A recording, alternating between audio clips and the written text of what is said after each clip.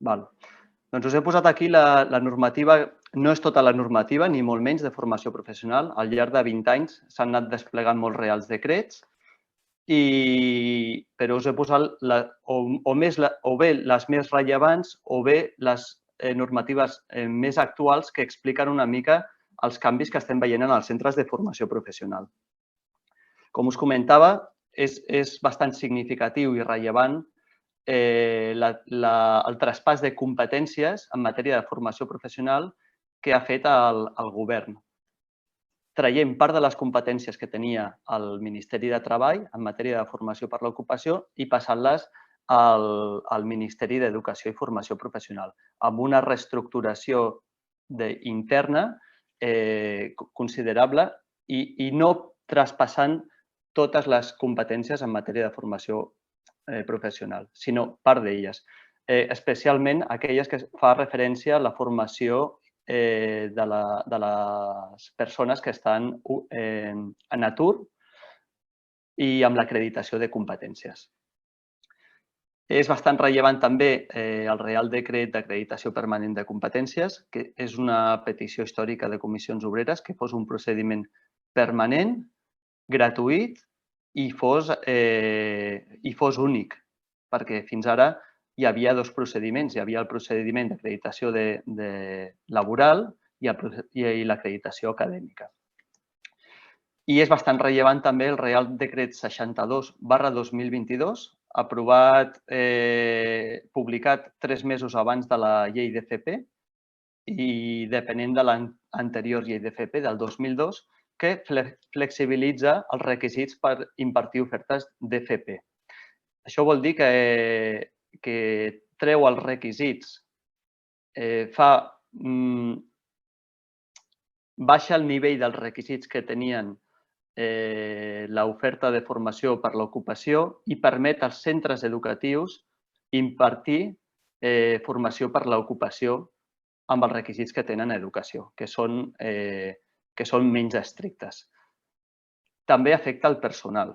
Aquest Reial Decret diu que el personal docent queda automàticament habilitat per impartir aquesta formació per l'ocupació en els centres del sistema educatiu, ja siguin públics o privats.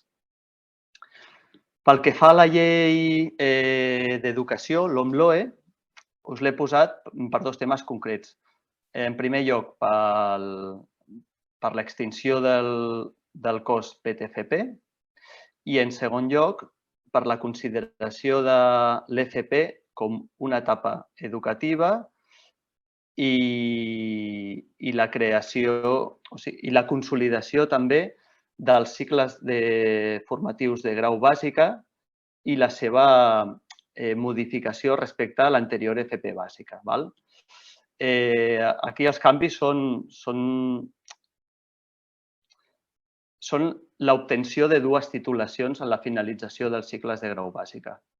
Abans l'FP bàsica era no conduent al graduat en ESO i ara els alumnes que finalitzen els cicles de grau bàsica obtenen un títol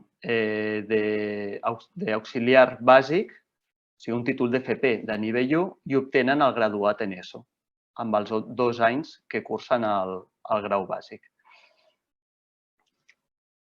Passem al tràmit de la llei. Passem a la següent diapo, Poli.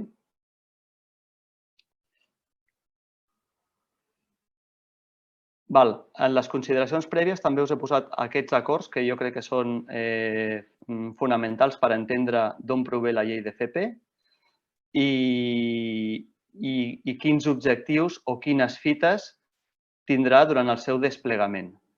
La llei d'FP en si no aporta moltes novetats al sistema actual de formació professional, però el seu desenvolupament normatiu sí que tindrà una afectació i haurem de veure com es desenvolupa a nivell estatal la normativa i com es desenvolupa en cada comunitat autònoma, perquè tal com està el text actual de la llei, dona molta autonomia als territoris en desenvolupar múltiples models de formació professional.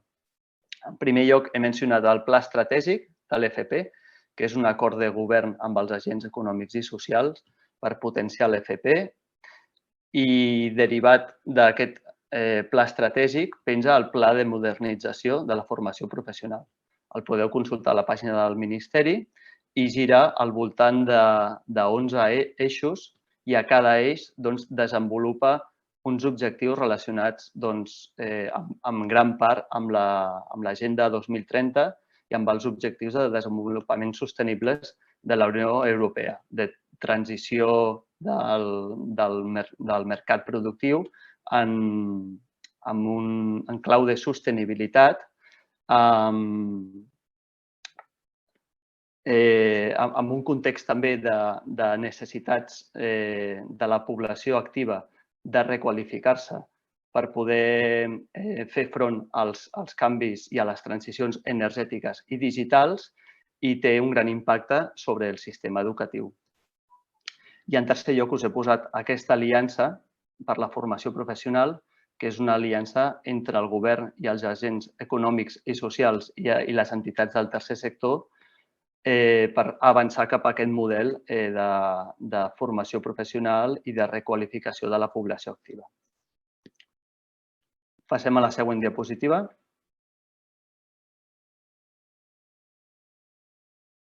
Bé, com a consideracions prèvies també tenim que la llei es desenvoluparà amb uns pressupostos extraordinaris de 5.500 milions d'euros fins al 2025. Part d'aquests pressupostos provenen dels pressupostos generals de l'Estat i part d'aquests pressupostos provenen de fons europeus, fons del Next Generation.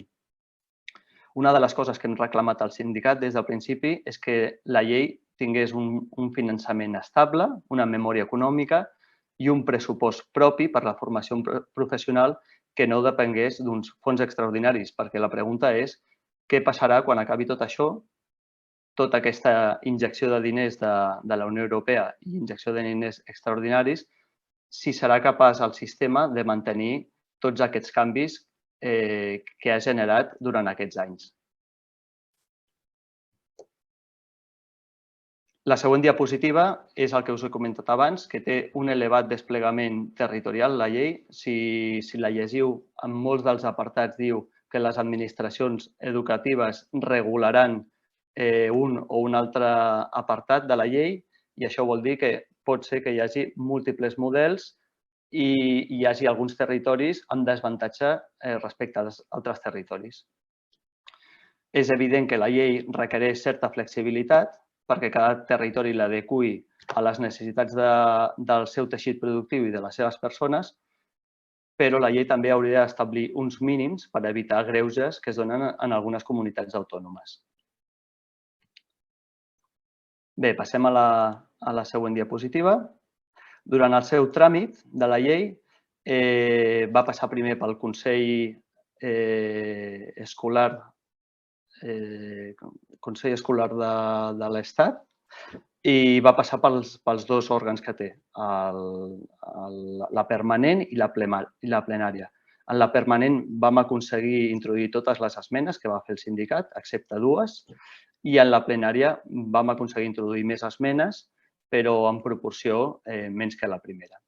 Va entrar la llei al Parlament i durant el tràmit parlamentari, si no m'equivoco, a veure, no ho tinc apuntat aquí, van haver-hi, en el primer tràmit que va ser en el Congrés, van haver-hi unes 500 esmenes i es va aprovar el document amb algunes que no s'havien fet prèviament i que representen alguns canvis substancials. Després del Congrés va passar al Senat. En el Senat van haver-hi unes 300 esmenes i no es va aconseguir introduir cap esmena nova respecte al text que havia entrat al Congrés. I tal com va passar del Congrés, es va publicar la llei. Bé, a la següent diapositiva us mostro algunes de les novetats que jo crec que són més significatives de la llei, a banda del tema de la integració del professorat tècnic en el cos A1.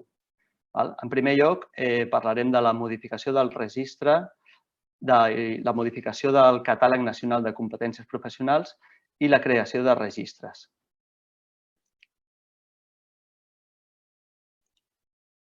Passem a la següent diapo, Poli.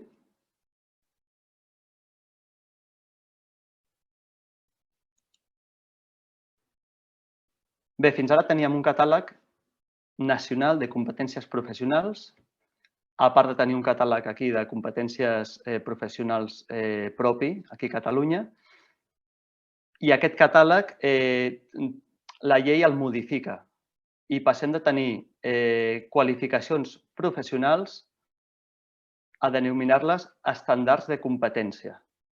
Això és un canvi significatiu perquè abans el que es considerava una qualificació professional ara es passa a dir un estàndard de competència professional. Té una significació conceptual que creiem que és substancial perquè tot el tema de negociació col·lectiva i de convenis va lligat a les professions i als oficis i a les qualificacions professionals associades.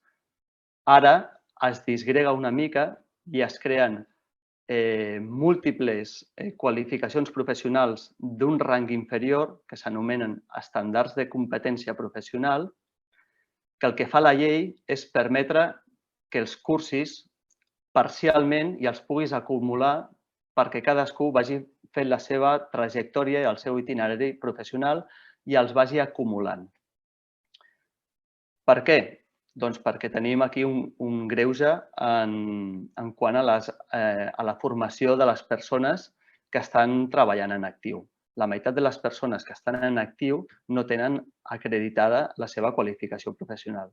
I el que vol la llei és facilitar o flexibilitzar la manera d'acreditar-les, ja sigui mitjançant una acreditació de competències o ja sigui mitjançant formacions. I el que fa la llei és crear formacions inferiors a les que hi havia ara. La llei crea 5 graus d'oferta diferents i acumulables. De menys a més, els graus són els següents. El grau A és l'acreditació parcial de competència, inclou un o diversos elements d'un mòdul professional. L'element inferior d'aquest grau A és el registre, els RAs, el que coneixeu com a RAs, que el teniu a les programacions d'FP. Aquest és l'element de grau A. S'ha de regular i s'ha d'establir quina serà la duració d'aquests RAs, perquè a dia d'avui no sabem quina durada tenen. Un RA, tu podràs cursar RAs per separat i es podràs acumular, ja siguin d'un mòdul o de diferents mòduls. El següent grau, el grau B, és el certificat de competència, que és l'oferta de formació que fa referència a un mòdul professional. Això ja ho tenim determinat segons el currículum i sabem quins són els mòduls de cada família professional. L'obtenció d'un mòdul és l'obtenció d'un certificat de competència i té validesa en tot el territori nacional i s'ha d'establir la durada d'aquests mòduls en quant als RAs, perquè tu pots acumular RAs i acreditar, o sigui, tu pots acumular graus A's i acreditar un grau B, però per acumular graus A's hem de saber quines hores tenen els graus A's. El següent grau és el grau C, certificat professional, que és el conjunt de diversos mòduls professionals del catàleg modular de formació professional. El següent, el grau D, serien els cicles formatius de grau bàsic, grau mitjà o grau superior, associats als estàndards de competència segons el tipus de titulació. El grau bàsic és nivell 1, el grau mitjà nivell 2 i el grau superior nivell 3. I tenen una durada entre 2 i 3 cursos, depenent de la modalitat o de la comunitat autònoma.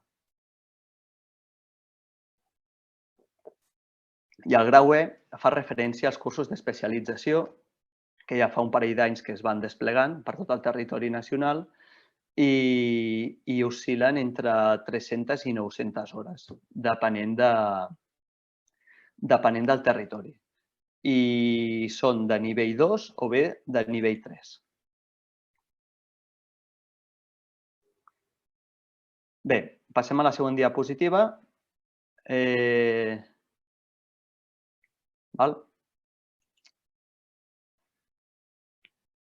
Referent a l'orientació, la llei reconeix el dret a l'orientació gratuïta al llarg de tota la vida de les persones. Ja s'ha anunciat que Catalunya disposarà d'una oficina d'orientació professional només amb un servei territorial, però serà per orientar les persones o bé que estan dins del sistema o bé que volen accedir al sistema de formació professional. Es farà una orientació integrada i això és una novetat que nosaltres valorem molt positivament. El següent punt que es volia mencionar era que els graus D i el de nivell bàsic, o sigui, els títols d'FP de nivell bàsic i de grau mitjà inclouen elements socioeducatius per l'alumnat. Nosaltres considerem que aquests elements haurien d'estar en tots els nivells d'orientació. Un altre element que surt com a novetat en la llei és l'elaboració d'un mapa de formació professional que nosaltres considerem que és l'eina clau per poder determinar una oferta justa, equitativa i adequada a cada territori perquè garanteixi les places públiques i per evitar que passi el que ha passat aquest darrer any. I això és una novetat de la llei que ha de ser un element condicionant per l'hora de planificar i establir l'oferta. I diu també la llei que es crearà una estratègia general de la formació professional al llarg de la vida per poder redissenyar els itineraris formatius i educatius de les persones. Llavors, haurem d'estar atents a veure tot aquest desplegament, com es fa, on es fa i com es desenvolupa en cada territori. Passem al següent apartat, que potser és un dels aspectes més rellevants de la llei i aquest sí que tindrà una afectació sobretot sobre la totalitat de cicles i de territoris, que és la dualització de tot el sistema de formació professional. Des del principi que es va començar a elaborar la llei fins ara han anat canviant una mica la terminologia, però el concepte és el mateix i és que li volien donar, o sigui, el Ministeri partia de la base de que si l'alumnat curricularment està cursant FP al centre i ha d'anar a l'empresa i compagina centre i empresa, perquè és obligatori per obtenir la titulació, cursar el mòdul d'FCTs, consideraven que això ja era una alternança i que ja era dual.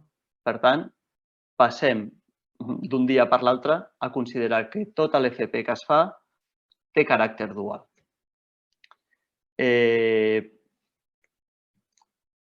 Caràcter dual, per tant, ara voldrà dir que es fan pràctiques a les empreses. Hi haurà també dues tipologies de pràctiques. Hi haurà el caràcter, el règim general, que en un principi li volien dir dual general i dual intensiva, i el règim intensiu. El règim general és el que coneixíem fins ara com les FCTs convencionals, ampliades entre 100 i 200 hores, depèn del territori. Ara, per normativa bàsica, tindrem tot l'alumnat que haurà de fer entre un 25 a un 35 de les hores curriculars de pràctiques a l'empresa.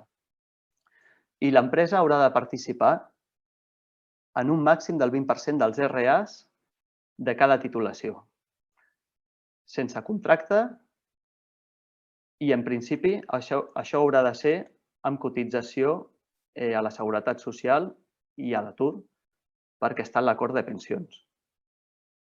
I és així, li diguin pràctiques o formació o li diguin com li diguin. Aquest seria la FCT convencional, que passa a dir-se el règim general, i després tenim el règim intensiu, que és a partir del 35% de les hores curriculars i sense un topall d'hores. En un principi hi havia un topall, no recordo si era del 50 o del 60%, però durant el tràmit parlamentari O sigui, van haver-hi algunes esmenes d'algun grup polític i es va eliminar, amb la qual cosa es pot fer formació totalment a l'empresa.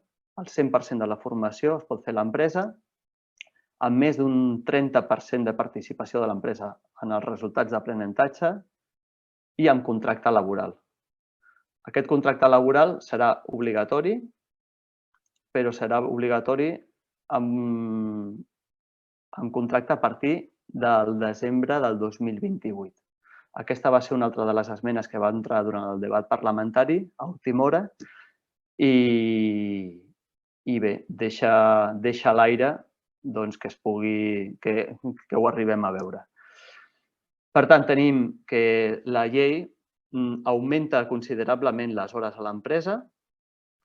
El que hem d'intentar o el que s'ha de garantir és que aquestes hores en cap cas han de suposar una reducció de personal ni de plantilla dels centres, sinó que s'han de convertir en hores de seguiment i de tutoria i de coordinació per garantir que aquestes pràctiques que es fan a l'empresa siguin profitoses i serveixin per l'alumnat. El període d'aplicació d'aquesta nova disposició de curricular és fins al 31 de desembre del 2024. I això suposarà també una renovació, una reforma curricular que crec que pot afectar també a la que s'ha fet aquí a Catalunya, perquè no sé si arribaran a encaixar les hores amb aquesta proposta de nou currículum. Bé, el següent apartat és la catalogació dels centres de formació professional. Bé, la llei reconeix diferents tipologies de centres d'FP del sistema educatiu. Estem parlant tota l'estona del sistema educatiu, perquè recordem que la llei és del Ministeri d'Educació i Formació Professional. El centre és el nucli del sistema de formació professional, és on es donen a terme tots els projectes o la majoria de projectes que desenvolupa la llei, l'acreditació, la formació, la relació amb altres entitats i ve a ser el nucli del sistema perquè és el que té les instal·lacions i té les plantilles.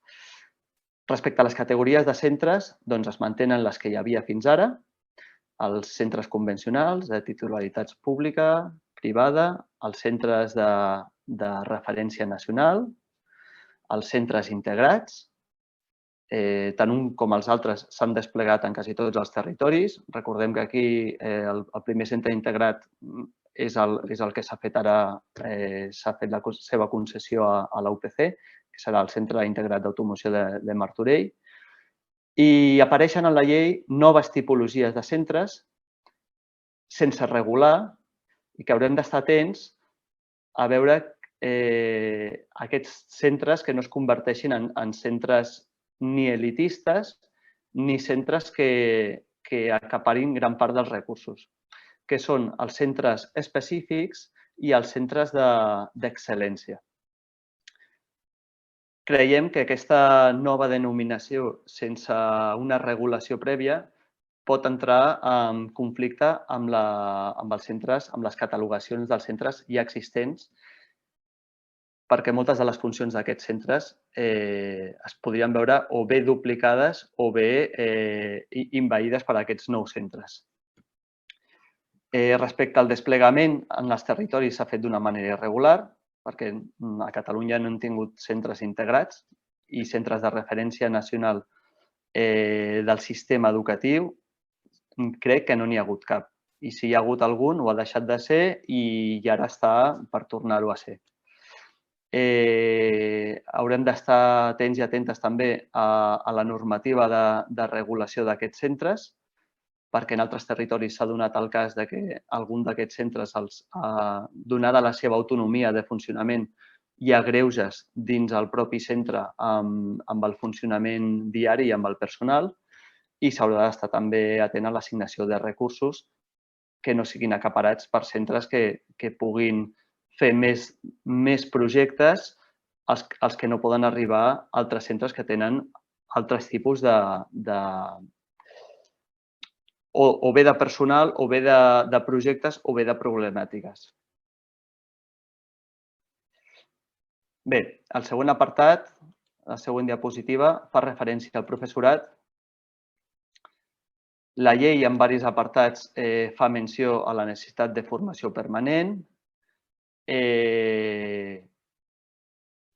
i estableix quina és la tipologia de professorat que hi ha en els centres de formació professional. O sigui, en primer lloc tenim el personal docent de diferents cossos, tenim el professorat especialista, que és el professorat que és contractat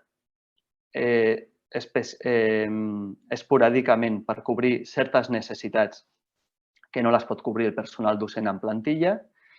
I llavors la llei crea uns nous perfils de personal col·laborador en els centres, que són els següents. I ja especifica que són nous perfils en col·laboració amb agents econòmics i socials, que haurem de veure això exactament què vol dir. Que, de fet, algun d'aquests perfils jo crec que ve també per influència del que s'ha fet prèviament a Catalunya, com, per exemple, el tema dels prospectors d'empresa, que són tècnics del sistema educatiu que estan en contacte entre centres i empreses que es dediquen a buscar empreses col·laboradores amb els projectes de formació dual o de pràctiques convencionals. Llavors, es crea també la figura del personal sènior, que són personal d'empresa jubilat que aporta en el centre educatiu, aporta unes hores. Haurem de veure també com es regula això i com encaixa també dins el centre i aporta l'experiència de l'empresa per complementar la formació de l'alumnat i del professorat. I després també es crea un perfil de personal de suport educatiu per l'alumnat amb necessitats educatives especials. Això dins del marc de l'orientació i de l'atenció a l'alumnat amb diversitat. Bé, passem a la següent diapositiva. Un aspecte rellevant també en el que hem insistit molt Comissions Obreres és que s'havia d'establir una governança del sistema que no és el govern del sistema, que és de l'administració, sinó que és la participació dels agents socials i econòmics en tot el sistema. Llavors, en el títol 11 i en l'article 117 defineix com ha de ser la participació de les entitats empresarials i sindicals i deixa el seu desplegament posterior la seva concreció. I haurem de veure com es concretarà i veurem si realment això hi haurà una voluntat de participació i de concertació de totes les polítiques o serà simplement una consulta o una participació esporàdica.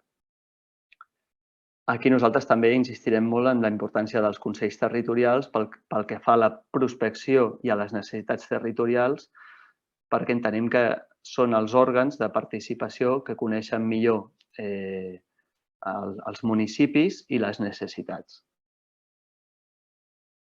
I bé, aquí us deixo altres propostes de les que vam fer arribar. Teniu penjades totes les propostes i totes les esmenes a la pàgina web de la Federació Estatal d'Ensenyament i penjarem una graella amb les que ens han acceptat, les que no s'han acceptat i aquests són alguns dels punts que insistirem perquè el desenvolupament de la llei treballi, reguli i garanteixi, que són un observatori de formació professional.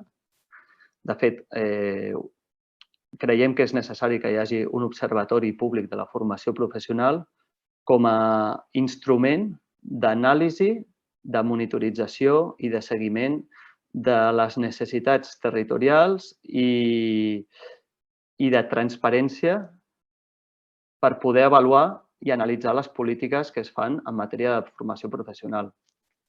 L'observatori està creat, existeix un observatori públic i està creat abans de l'anterior llei. Crec que data del 1999 i s'ha quedat amb una pàgina web. Penja de l'Institut de les Qualificacions Professionals i en lloc de desplegar-lo i de potenciar-lo i d'assignar-hi recursos durant aquests anys, l'administració ha deixat que altres agents exteriors potenciessin observatoris paral·lels que al final acaben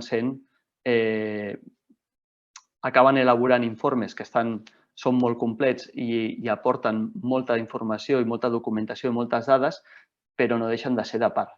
Llavors, creiem que l'observatori públic és necessari i és imprescindible per l'elaboració d'un mapa de l'oferta de formació professional que garanteixi tota la planificació i la creació de places públiques en determinats sectors i adequades a les necessitats de cada territori. Un altre dels punts que creiem que és imprescindible és l'elaboració d'un pla o bé d'una estratègia de lluita contra l'abandonament escolar prematur que es fonamenti en un sistema d'orientació, com diu la llei, al llarg de la vida, però abans, durant i després de la formació professional i que vetlli per intentar evitar que estiguem en el punt que estem de 10 punts per sobre de la mitjana de la Unió Europea en abandonament de l'alumnat. I estem també amb unes dades esgarrifoses d'abandonament escolar prematur en grau mitjà. La taxa de finalització dels estudis de grau mitjà és del 60%.